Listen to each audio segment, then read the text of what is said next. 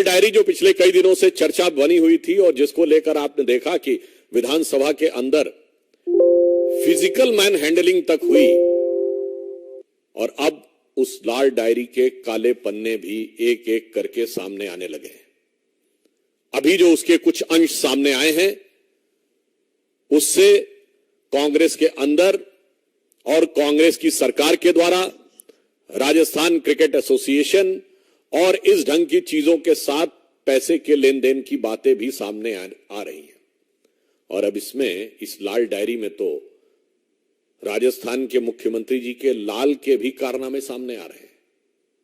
और मैं यह बात इसलिए गंभीरता से कहना चाहता हूं कि यह विषय केवल एक आरोप नहीं है, यह विषय राजस्थान सरकार के मंत्री ने उठाया है।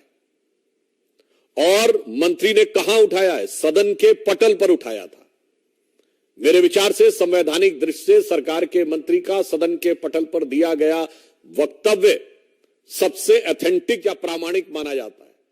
तो इससे अधिक प्रामाणिकता राजस्थान सरकार के भ्रष्टाचार की नहीं हो सकती।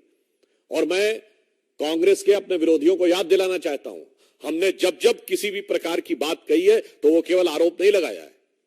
2G के मामले पर CAG की रिपोर्ट थी और कोर्ट का ऑब्जर्वेशन था।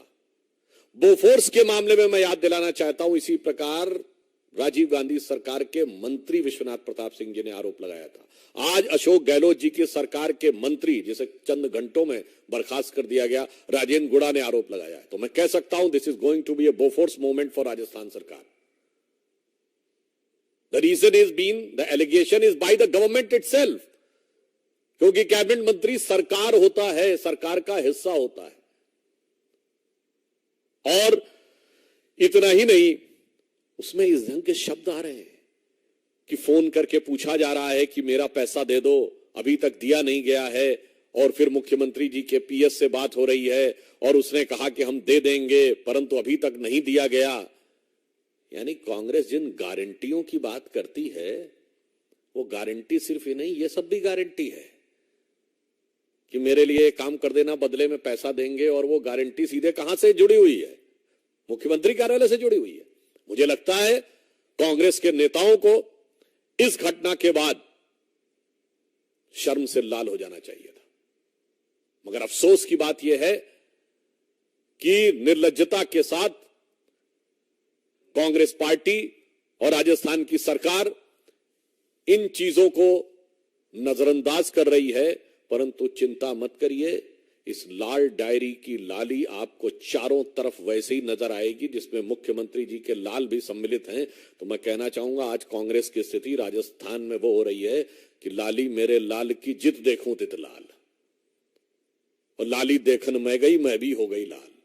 तो आज मुझे दूसरे संदर्भ में यह उक्ति उनके ऊपर चरितार्थ लगती। और उससे अधिक कष्ट की बात क्या है? अलवर में इतना बड़ा गैंगरेप हुआ, उसके बाद एक के बाद एक अनेक घटनाएं अलवर डिस्ट्रिक्ट में आती चली जा रही हैं। 17 साल की एक नाबालिग बालिका के साथ 4 युवकों ने सामूहिक दुष्कर्म किया।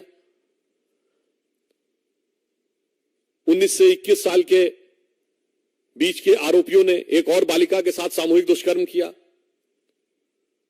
अनेक स्थानों के ऊपर कभी कभी यह भी शक होता है कि आरोपियों के ऊपर प्रभावी कार्रवाई किसी इसी कारण से तो नहीं हो रही कि उनको लगता है कि उसका कोई वोट से संबंध है। अभी कल की घटना है कि भीलवाड़ा में एक बच्ची के साथ दुष्कर्म करके उसको जला दिया गया। और यदि प्रतिदिन का हिसाब देखें तो 15 से 20 घटनाएं इस प्रकार की राजस्थान में होती चली आ रही हैं। और इससे अधिक क्या कहा जाए कि उनकी स्वयं की विधायिका यह कह चुकी है कि राजस्थान में वो अपने को सुरक्षित महसूस नहीं करती। यदि आपके सरकार का मंत्री भ्रष्टाचार की बात कहता है, आपकी विधायिका असुरक्षित महसूस करती है और इस ढंग के दुष्कर्म राजस्थान में हो रहे हैं, तो मुझे लगता है कि आप जितना भी बचने की कोशिश करें, परंतु राजस्थान की जनता उस चीज को बहुत गौर से देख रही है। और अब वह पीड़ा का पारावार समाप्त होता हुआ नजर आ रहा है।